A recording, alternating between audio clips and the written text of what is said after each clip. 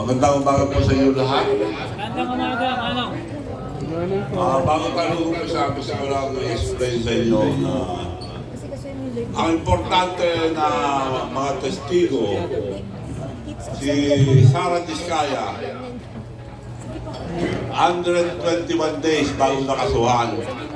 Dahil hindi nila makumbinsi, he should be the star witness.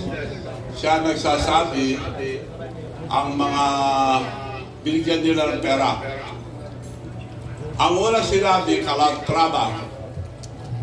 Hindi pwede ilagay yan. Tanggalin yan. Sino nagsabi? Chairman ng ICI. ICI na supposed to be tinayo ni President Marcos. Hindi nila makumpinsi. Kaya ang tagal. Importante ang witness ko. Importante ang witness din si Sardi ko. Dahil siya ang kumanta. In 7 days, may kaso. Dahil ayaw nila itong dalawa. So dapat itong dalawang testigo. Si Gutesa, tinago na ni Martin Romualdez. Babalik na rin, gagamitin nila. Yun ang mga testigo.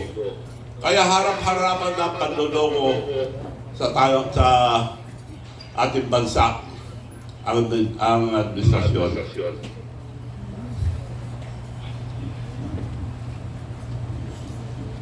So, dapat noong pang last year, linabas ko na ito. Hindi ko nilabas, inantay ko hanggang mag-January. They're very significant in the Bible. 40 years since napatalsik si President Marcos, the senior, 1986. This year, 2026, exactly 40 days. 40 years. 40, andyan na yata lahat eh. Divine Providence, number 40 in the Bible means completion and the start of a new beginning. Marami po yan, kaya inantay ko itong January para eksakto number 40. Nasaan yung mga ano?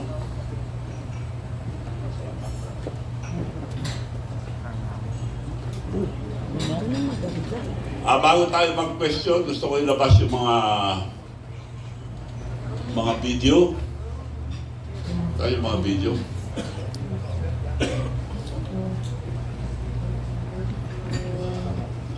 Pakitanggal lang ito muna. This is the grand conspiracy. Niloloko na tayo. Harap-harapan. Hindi na sinusunod Supreme Court. Harap-harapan, nagnanakaw sila ng kaban ng bayan. Yung first video.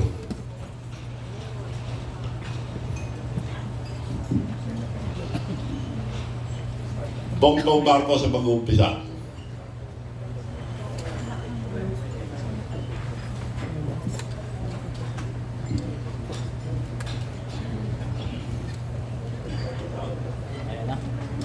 Sound.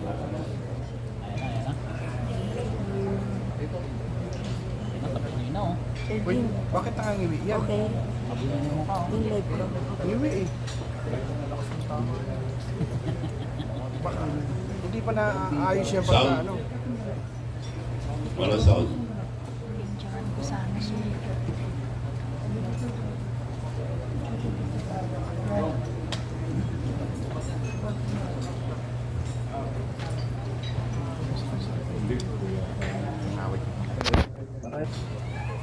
Siya nag-umpisa at sinasabi niya siya magtatapos, hindi po. Nagsisinungaling ito. Siya nag-umpisa pero taong bayan na magtatapos.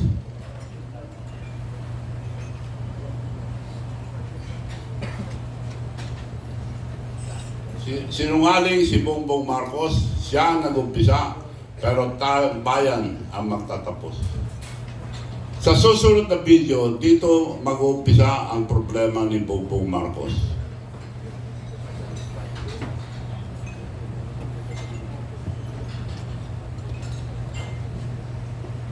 see and listen. Si former President Duterte ang unang nakapansin sa katiwalian sa mga GAA, General Appropriation Act. Okay. Next.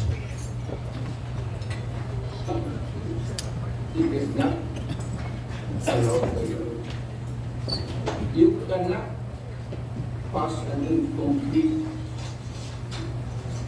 appropriation or bill for that matter, whatever.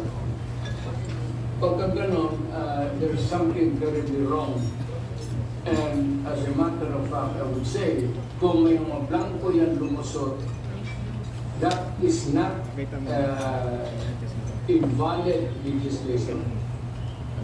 Kung nasa batas na yan, lumabas na yan ng blanco-blanco, either it could be filled up before or after sa Congress, pagka ganon, what must be submitted is the true and correct figure coming out as prepared by the budget submitted to Congress for appropriation. Pagka putol-putol yan o may kulang, that is not a valid budget. It's not only inaccurate, but I think the budget is in totality invalid. Hindi na pwede mo blanco-blanco diyan sa pera ng tao. So, kailangan nakatawa at itanggi ni Bongbong Marcos ang aligasyon ni former President. Let me tell you, as president, I am going to give you Kailangan nakatawa at itanggi ni Bongbong Marcos ang aligasyon ni former President Duterte para palabasin ni Bongbong Marcos na baliwala ang sinabi ni Duterte. run for your money. Just last month, I had to read 4,057. Tama na. Take note, he read 4,057 pages. So alam niya yung GAA 2025 ang laman na nandun nakasaksak yung 100 billion na para sa kanya. Makikita niyo mamaya. Federal Appropriations Act for 2025. Because I reviewed it, analyzed it, and yes, parts into it. Yeah. So he analyzed it, he studied No, it. I cannot find those 10 blank items. Sinungaling na mastermind. Sinabi niya rito na he analyzed it. So alam niya lahat ang nasa loob and he vetoed it. Out of the 100 billion inserted by Saldico and Martin Romualdez, 1.15 lang ang tinanggal. At tinanggal doon, 250 million for Palawan, na importante yun sa Palawan para sa port nila dahil dami ng turista sa Palawan. I think they're having 15 to 20 flights a day. Importante yun, tinanggal. 100 million tinanggal sa Cebu para sa irrigation. 800 sa Abra tinanggal. So 1.15 lang ang tinanggal. So ibig sabihin, pinirmahan pa rin niya yung 98.85 billion na para sa kanya. Tuloy mo. Bongbong Marcos needs to silence Duterte, the critic of GAA, General Appropriation Act. This is the kidnapping of Duterte.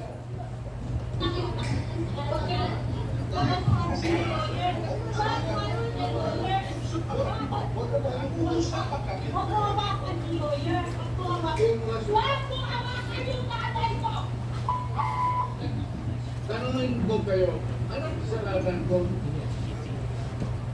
Ba't ito nga? Kayo, nandito kang gaya. Tanungin kita, anong kasalanan ko? No warrant of arrest. The warrant of arrest were issued later, after the arrest. Hihilahin mo yan. Kapag maniwala ka, hihilahin mo yan. Pero hihilahin. You have to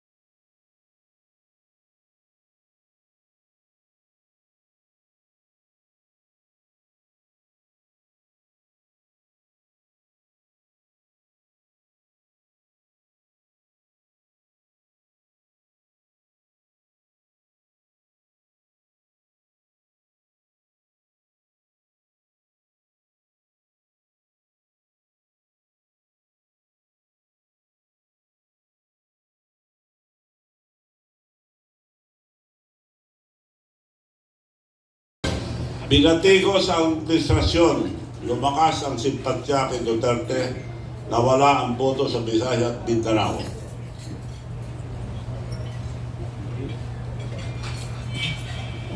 Natalo ang senatorial slate ang administrasyon, panalo ang senatorial slate ang oposisyon. Bumagsak ang rating ni Bongbong Marcos, kaya kailangan umarkila ng PR man para baliktarin ng sitwasyon. Mr. President, kayo po ba sa puso ninyo, gusto niyo bang makipagkasa ng bukas ng mga lugar? Oo! Ako, ayaw ko na ito. Gusto ko makasali sa lahat ng tao. Mas marami na ako yung kaway. Kung hindi kailangan ng kaway, kailangan mo kaibigan. So, tuloy-tuloy pa rin ang character build-up. Tuloy-tuloy ang scripted na interview para character build-up ang actor president.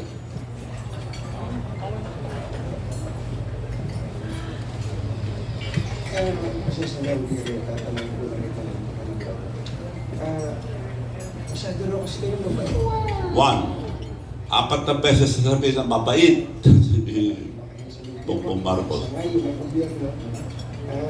Kasi daw po, mabait niya po. 2, Tignan natin kung ano yung resulta nitong performance. 5%. 3, Ang bait ito. 4 times na mabait si Marcos. PR man, build up. Sinungaling ito ng presidente. Now, ang susunod, the stage is set. The mastermind will become the hero. Kailangan ilaglag ang mga senador at congressman para maging hero siya. Iniwala na garapan ang katiwalian sa pamahalaan sa ilalim ni Pangulong Bongbong Marcos ngayon. Kaya, si Pangulong Bongbong Marcos should act immediately. Ngayon na. Dapat magsalita si Pangulong Bongbong Marcos tungkol sa mga porsyento ng mga congressman, pati ng mga senador sa mga government projects. Kung meron man pong dapat na umaksyon dito, dapat si Pangulong Bongbong Marcos.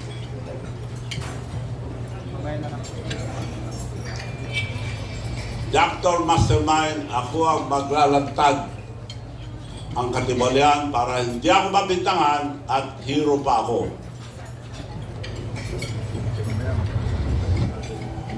Let's go back to the SONAC 2024. Bongbong Marcos mentioned, he built, pinagyabang niya na nakagawa to 23-24. 5,500 flood control projects and more. Ng panahon, ang hagupit ng La Nina at mga matinding pag-ulan naman ang ating binabantayan at pinaghahandaan.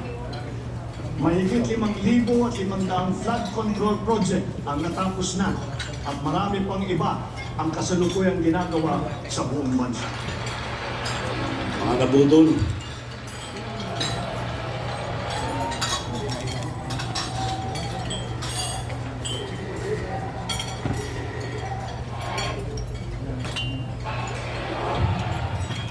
Mastermind after the SONA 2024, pinintangan ni Bongbong Marcos ang kalikasan at ang mga taong bayan na hindi marunong magtapon ng basura ang dahilan ang pagbaha.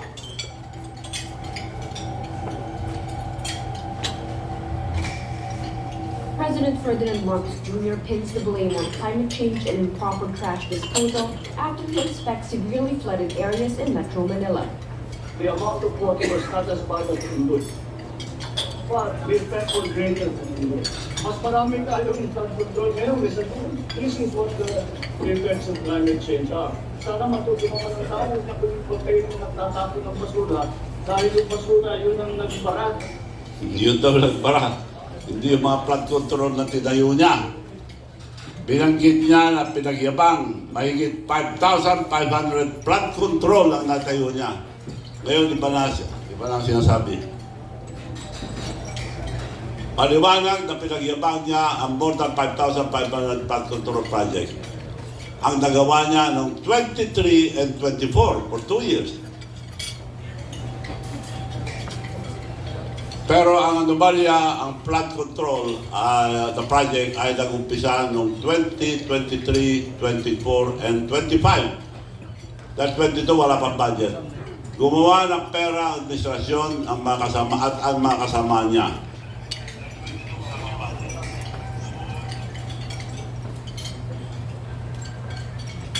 Next.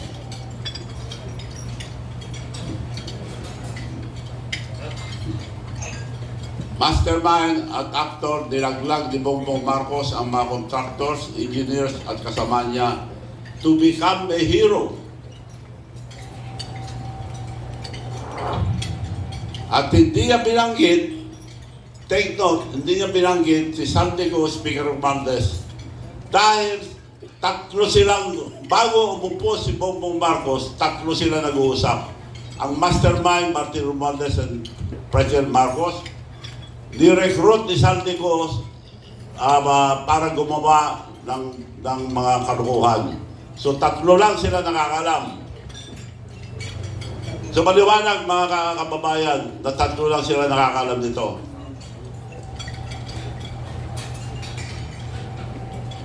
Pagkatapos ipagmalaki noong 2024 ang more than 5,500 flood control projects, sa 2023-24, biglang nag-iba ang sinasabi ngayon sa Zona 25. Pagmasdan ang mannerism ni Bongbong, ang bibig ni Bongbong Marcos habang nagsasalita, yun daw ay epekto ng cocaine. Nag-inspeksyon ako sa naging epekto ng habagat ng bagyong Krising, Sanpe at Emong. Kitang-kita ko na maraming proyekto para sa flood control ay palpak at lumuli. At yung iba, guni-guni lang. Huwag na po tayong magpumuri. Alam naman ng buong madla na nagkakaraket sa mga proyekto.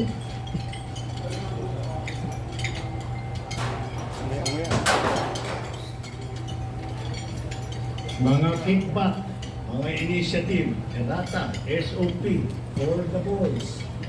Kaya sa mga nakikipagsabwatan upang kunin ang pondo ng bayan at nakawin ang kinabukasan ng ating mga mamamayan, hiya naman kayo sa inyong kapwa Pilipino. Sinungaling na presidente ito. Maliwanag na sinungaling. Sila nagdakaw sa panghiro. Sige, tuloy natin.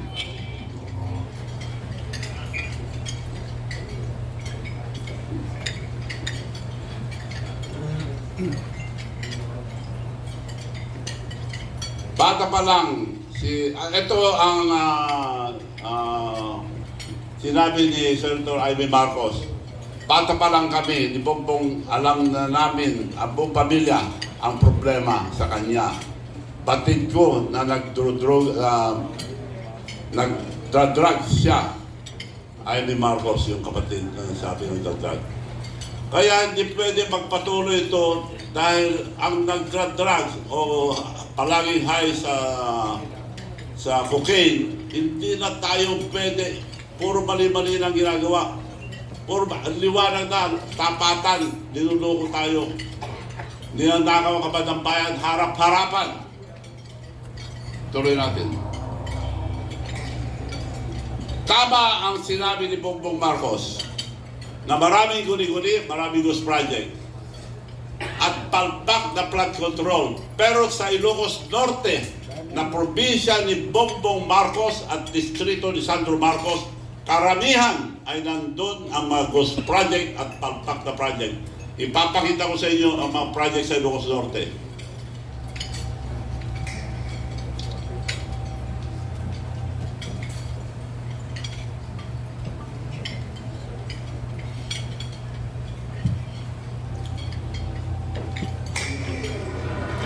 ICI, dalawa lang pinakita, palpak na.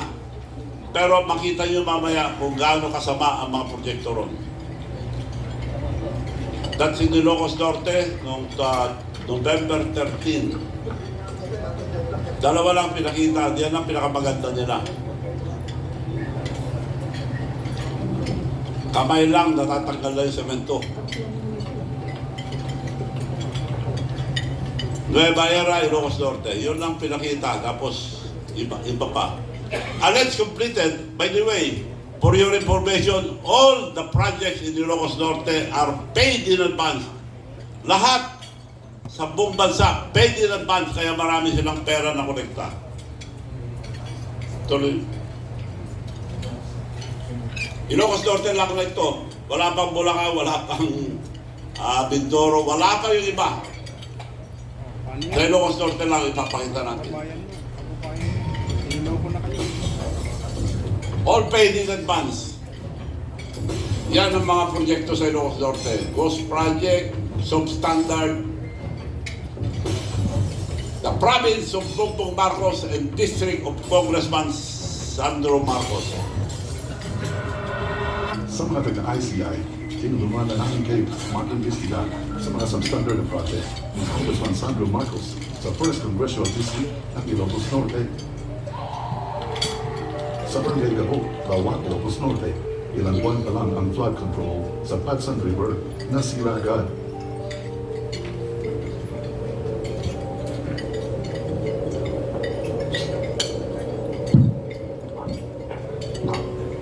Ito sir, pagkas legal ito eh. Kung sir, lagi lang ng parang mga simple na umiyak. Kung sir, para bali pang pangalawa ng pagbasit. Kung sir, yung dati kasi dati na, tapos nilagyan, tapos nasira na naman yung tapos ito na. Ito na. Bali, 1 year lang. Yun. Pang nalawa na po, pang isang taon na sinapo. Ilocos Norte lang po ito. Ganyan mga proyekto nila. Paid in advance. May mga date pa yan. Pagsan River, Ilocos Norte.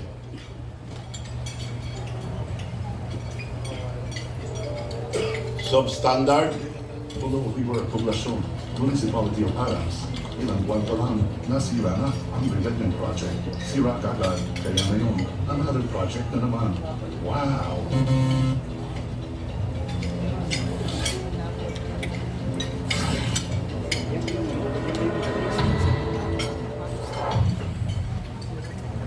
Completed, nasa record. Naka-record po sa Public Works and Highway na bayad na lahat ito. Puro substandard, puro ghost project. May date yan. Nandyan yung mga date. Sige, tuloy. Saan?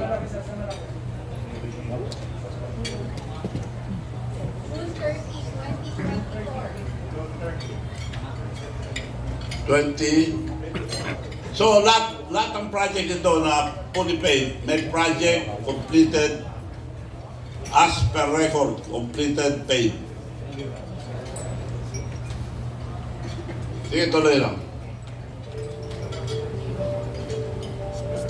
At sa Padsan River, sa Sarap, Ilocos Norte, bagong flood control, tumunog na. Sa aerial view, makikita ang laki ng sira. Sayang ang pera. Ngayon, delikado rin ito sa mga turista. Pati daan, naapektuhan na.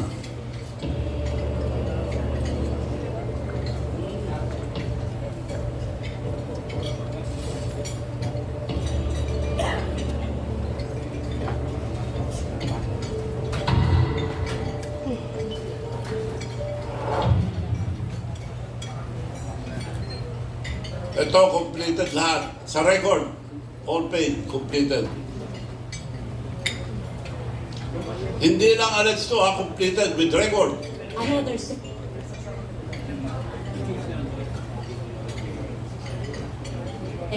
pagudpod papuntang lungsod ng Adams, maradaanan ninyo ang sirang tulay. Pakiayos naman sa kontraktor, delikado na mga sira na katiwangwang pa mabatal. Papunta naman sa windmill sa Barangay Tagiporo, tingnan ninyo ang revetment na nasira. Kakahiya naman, nakikita ito ng mga turista na dumadaan sa area. Pa-check na lang din po ang ginagawang flood control sa poblasyon Municipality of Pasukin. May reklamo kasi ang mga residente. Nasa isumbong ng Pangulo website din ito.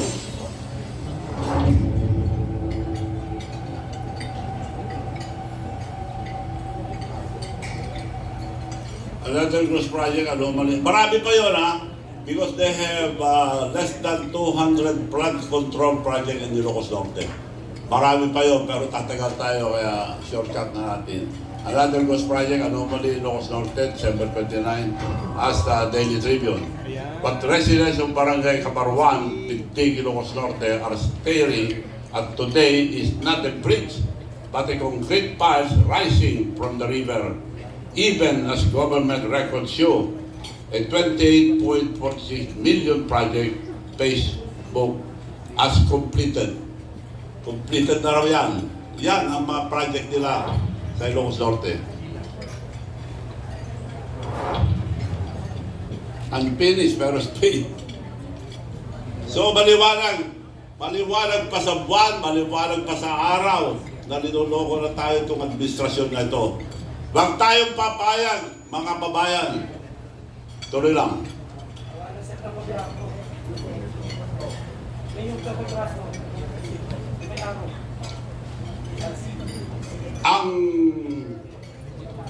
Ang kontraktor, karamihan, yung tinayo nilang mayor sa Lawag, si Alcid, bawal yan, pero paborito ng kontraktor. Karamihan, bilyon ang binigay sa kanya.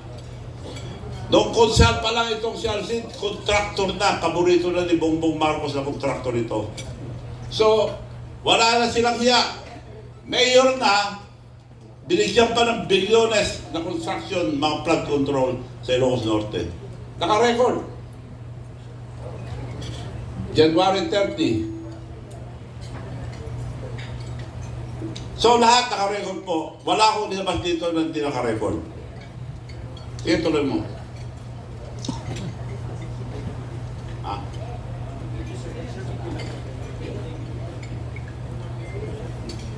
Ayan, ang Megapolitan ay owned by Mayor of Lawag.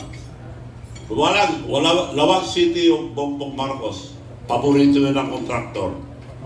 Lawag City